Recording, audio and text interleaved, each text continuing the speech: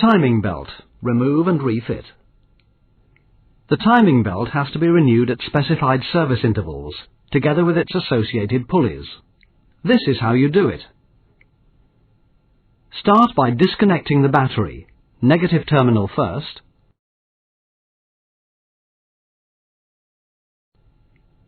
then remove it.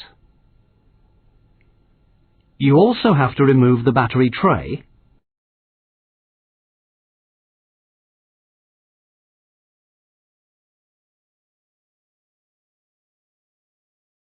and unbolt the support bracket underneath it. Then move it to one side.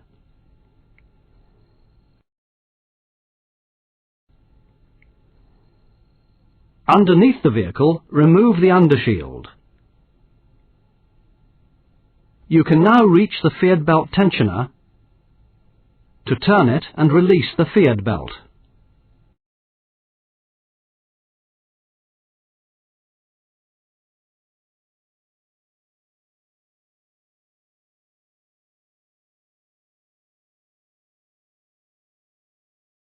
Remove the crankshaft damper and then remove all the timing cover bolts you can reach from below. Before you go any further, you must support the engine. Fit this bracket and its adapter and adjust the bolts up until you just take the weight of the engine. With the support in place, you can now remove the powertrain right-hand mounting.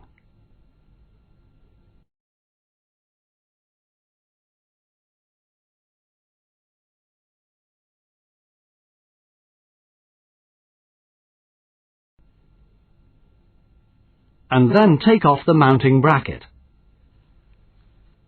From here, we're going to continue the procedure on an engine that has been taken out of the vehicle to make it easier for you to see. But in practice, you can do the job in situ. Remove the feed belt tensioner.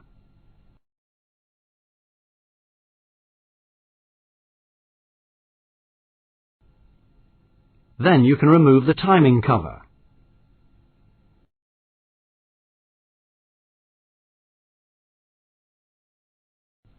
The pop mark you see here on the crankshaft gear indicates top dead centre. Turn the crankshaft clockwise to 90 degrees after TDC. That's the safe position. You have to locate the crankshaft at exactly 90 degrees, so remove this sealing plug and fit the crankshaft timing pin so that it locates in the flywheel. Before you can remove the timing belt, you must fit these two timing pins to secure the camshafts, one for the inlet and one for the exhaust. To fit them, you first have to remove these two sealing plugs, one on the inlet camshaft side of the camshaft cover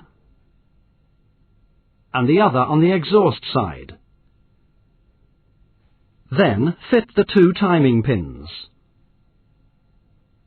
Incidentally, if the pins won't fit, the crankshaft needs to be turned through a further 360 degrees. By the way, only use finger pressure to fit the pins. Use of a spanner could easily strip the threads in the aluminium housing.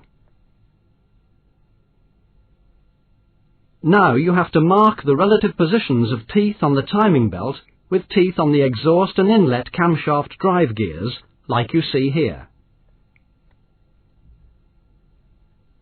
To remove the timing belt, slacken the tensioner bolt. You have to renew the tensioner pulley at scheduled services, so take the tensioner right off. And then you can remove the belt. As we said earlier, you also have to renew the idler pulleys at scheduled intervals, so do that now. Incidentally, the securing bolts have left-hand threads, and tighten them to the correct torque. Fit the new tensioner, but don't tighten it at this stage. turn the fuel pump drive gear to align its timing marks like this. The next job is important to get right. Place the old timing belt alongside the new one and transfer the marks you made on the old belt to the same teeth on the new belt. Now you can fit the new belt. Start by placing it across the exhaust and inlet camshaft drive gears. Keep it taut and ensure that the marks you just made on the belt align with the marks you made earlier on the gears. Continue to fit the belt in a clockwise direction, still keeping it taut around the idler pulley, the fuel pump gear without disturbing its timed position, and the crankshaft drive gear. You may find it helpful to support the belt in mesh with the crankshaft gear teeth while you continue, because you now go back to the other end of the belt. From the exhaust camshaft drive gear, work it around the other idler pulley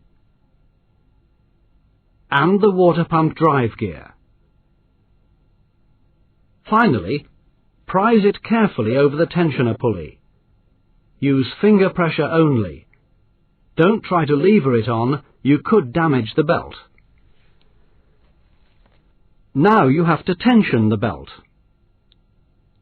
Turn the tensioner clockwise until there is a 1 mm overlap of the pointer on the tensioner with its spring, as you see here. Then tighten the tensioner. Next, you must turn the engine over to settle the belt, so remove all 3 timing pins.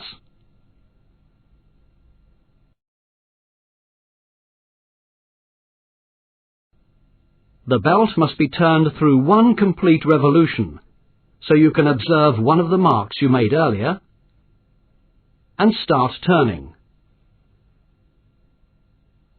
You need to turn the crankshaft through about 8 revolutions until the belt returns to its original position. Then continue to turn until you can refit the flywheel timing pin. Check that both camshaft timing pins will now fit. If they won't, the engine may be 360 degrees out, so remove the flywheel timing pin and turn the crankshaft a further complete turn. If the camshaft timing pins still won't enter, you've fitted the belt incorrectly, so start again. If it's okay, check the belt tension and readjust it if necessary. Tighten the tensioner bolt to the correct torque, then remove all the timing pins and refit their sealing plugs. That completes the timing procedure, so you can refit the timing cover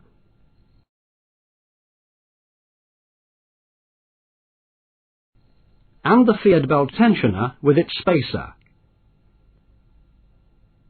Tighten the tensioner to its correct torque.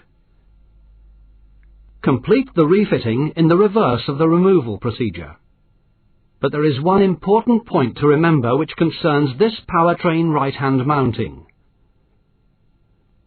When you fit the mounting, there must be an equal gap on both sides, as you see here. If you don't, there is likely to be a vibration. LDV dealers use this tool to ensure the necessary equal clearances before tightening the bolts. Incidentally, the same tool is required on the left-hand powertrain mounting too.